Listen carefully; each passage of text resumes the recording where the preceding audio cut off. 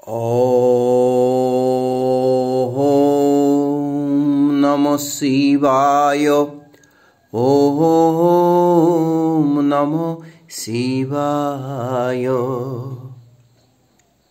আপদ উদ্ধাৰ স্তব আৰু মহাত্মা বৰ্ণনা।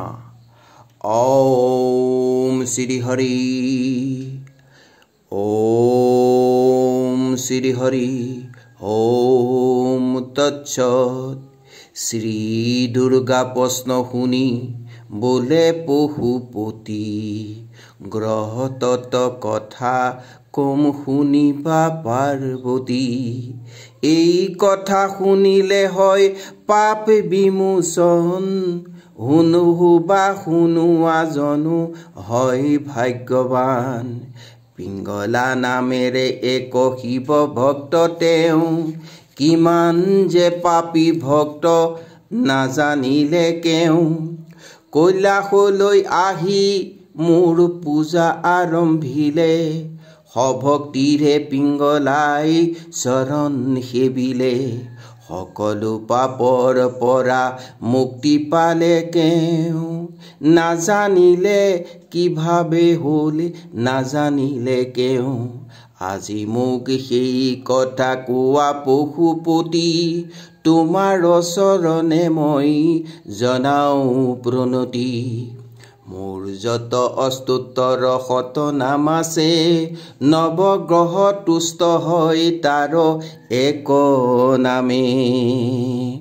বহুবিধ গ্ৰহ ব্যাধি আছে ত্ৰিভুৱনে, সকলো বিনা হয় শিৱৰ এক নামে। দুৰ্গা দেৱী বোলে প্ৰভু অনুগ্ৰহ কৰা, অষ্টোত্তৰ শতনাম মোৰ আগত কোৱা।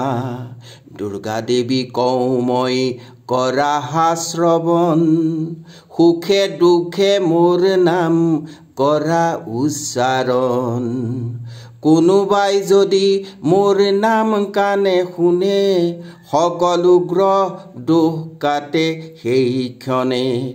আপদ উদ্ধাৰ স্তব যদি বিপদ কালে পঢ়ে, পাপ গ্ৰহ নাশ কৰ ত্ৰিশূল প্ৰহাৰে। তৃতীয় প্ৰহাৰ কালত যেই পাঠ কৰে, সৰ্ববিঘ্ন নাশ কৰে তাৰ মহেশ্বৰে।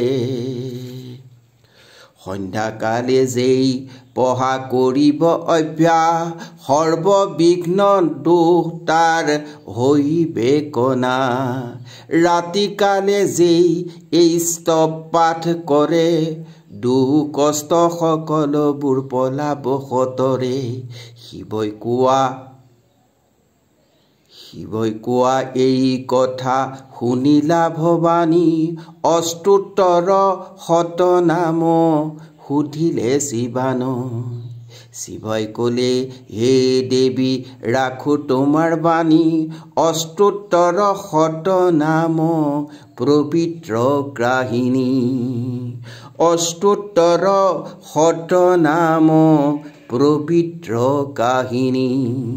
ওম হৰি ওম তৎসৎ। ওম তৎসৎ।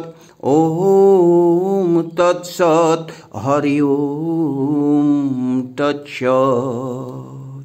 কৃষ্ণ কৃষ্ণ।